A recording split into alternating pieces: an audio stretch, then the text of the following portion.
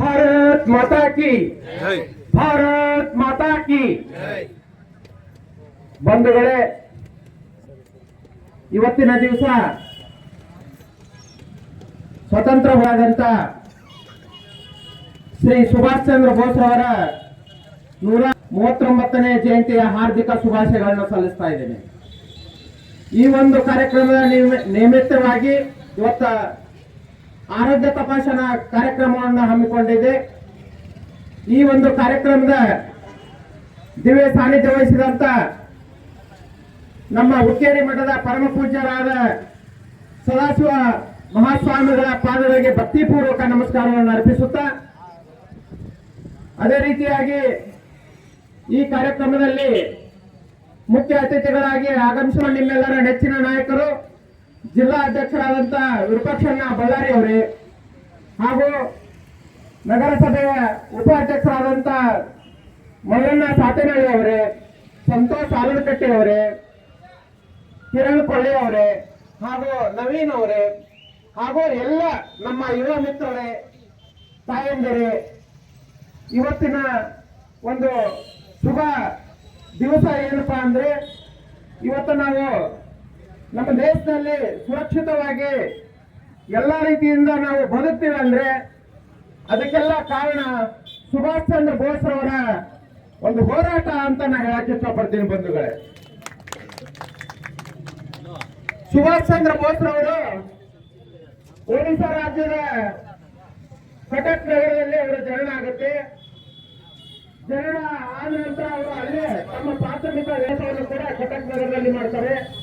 ನಂತರ ಅವರು ಉನ್ನತ ಶಿಕ್ಷಣಕ್ಕಾಗಿ ಕಲ್ಕತ್ತಾದಲ್ಲಿ ಶಿಕ್ಷಣವನ್ನು ಪಡೆಯುವಂತ ಸಂದರ್ಭದಲ್ಲಿ ಅವರು ಸ್ವಾಮಿ ವಿವೇಕಾನಂದರ ಒಂದು ತತ್ವ ಆದರ್ಶವನ್ನು ಮೆಚ್ಚಿ ಈ ದೇಶಕ್ಕೆ ಏನಾದರೂ ನಾವು ಕೂಡ ಒಂದು ಕೊಡುಗೆಯನ್ನು ಕೊಡಬೇಕು, ಸ್ವತಂತ್ರವನ್ನು ಪಡಿಬೇಕಂತಕ್ಕಂಥ ಉದ್ದೇಶವನ್ನು ಇಟ್ಟುಕೊಂಡು ಇಡೀ ಏನು ನಮ್ಮ ದೇಶಕ್ಕೆ ಹೊಂದಿಕೊಂಡಂತ ಏನು ರಾಷ್ಟ್ರಗಳಿದಾವೆ ಆ ರಾಷ್ಟ್ರಗಳನ್ನು ಕೂಡ ಸುತ್ತ ಹಾಕಿದ್ರು. ಏನು ಜಪಾನ್ ಇರ್ಬೋದು, ಜರ್ಮನಿ ಇರ್ಬೋದು, ರಷ್ಯಾ ಇರ್ಬೋದು, ಅವರು ಕೂಡ ಒಂದು ಸಪೋರ್ಟ್ ಅನ್ನ ತಗೊಳ್ಳುವಂತ ಕೆಲಸ ಯಾರಾದ್ರೂ ಮಾಡಿದ್ದಿದ್ರೆ ಅದು ಸುಭಾಷ್ ಚಂದ್ರ ಬೋಸ್ ಅವರಂತ ಹೇಳಕ್ಕೆ ಇಷ್ಟಪಡ್ತೀನಿ. ಬಂಧುಗಳೇ, ಅವತ್ತಿನ ದಿವಸ ಶ್ರೀ ಮಹಾತ್ಮ ಗಾಂಧೀಜಿ ಅವರು ಶಾಂತಿ ಪ್ರಿಯರಾಗಿ ಹೋರಾಟವನ್ನು ಮಾಡ್ತಾ ಇದ್ರು. ಆದ್ರೆ ಅವತ್ತಿನ ದಿವಸ ಶಾಂತಿಯುತವಾಗಿ ನಾವು ಹೋರಾಟ ಮಾಡಿದ್ದೇ ಆಗಿದ್ರೆ ನಮ್ಗೆ ಸ್ವಾತಂತ್ರ್ಯ ದಕ್ತಿದ್ದಿಲ್ಲ.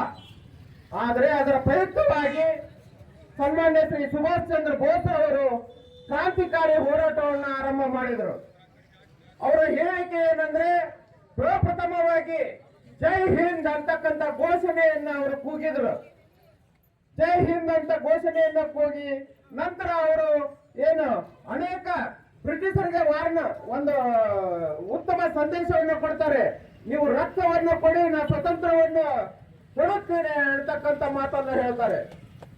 ಹಾಗಾಗಿ ಅವರು ಅನೇಕ ಏನು ಸಾಹಿತಿಗಳೊಂದಿಗೆ ಈ ಏನು ಕಾಂಗ್ರೆಸ್ ಅವತ್ತಿನ ಒಂದು ಏನು ಕಾಂಗ್ರೆಸ್ ಪಕ್ಷ ಏನಿತ್ತು, ಅದು ಕಾಂಗ್ರೆಸ್ ಪಕ್ಷ ಅಂದ್ರೆ ರಾಜಕೀಯ ಕಾಂಗ್ರೆಸ್ ಪಕ್ಷ ಅಲ್ಲ, ಅದು ಸ್ವತಂತ್ರ ಹೋರಾಟಕ್ಕಾಗಿ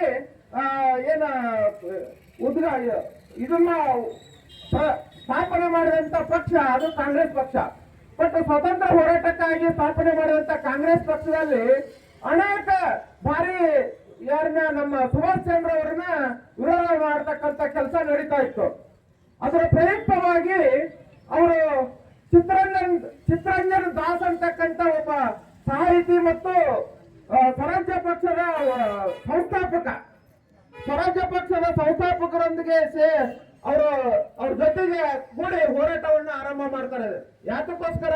ಸ್ವಾತಂತ್ರ್ಯಕ್ಕೋಸ್ಕರ.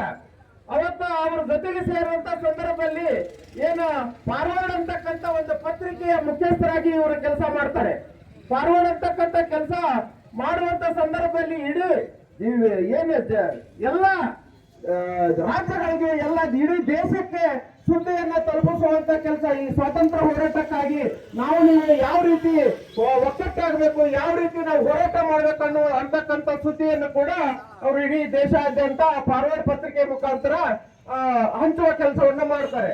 ನಂತರ ನಮ್ಮ ವಿಪಕ್ಷ ಹೇಳಿದರು, ಏನಂದ್ರೆ ಅವರು ICS ಪರೀಕ್ಷೆ ಕೂಡ ಅವರು ಪಾಸ್ ಆಗಿದ್ರು ಅಂತಕ್ಕಂಥದ್ದು. ಅಂದ್ರೆ ಅವತ್ತಿನ ICS ಪರೀಕ್ಷೆ ಅಂದ್ರೆ ಇವತ್ತಿನ IAS, ಇವತ್ತಿನ ಅವತ್ತ IAS ಅಧಿಕಾರಿ ಕೂಡ ಅವರು ಆಗಿದ್ರು.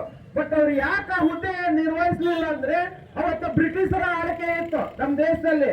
ಬ್ರಿಟಿಷರ ಕೈಯಲ್ಲಿ ನಾನು ಕೆಲಸ ಮಾಡಕ್ ತಯಾರಿಲ್ಲ, ಹಾಗಾಗಿ ನಾನು ಆ ಹುದ್ದೆಯನ್ನು ನಾನು ತಿರಸ್ಕರಿಸ್ತೀನಿ ಅಂತಕ್ಕಂಥ ಒಂದು ದೇಶಭಕ್ತಿಯನ್ನು ಇಟ್ಕೊಂಡು ಅವರು ಆ ಹುದ್ದೆಯನ್ನು ಕೂಡ ತಿರಸ್ಕಾರ ಮಾಡಿದ್ರು.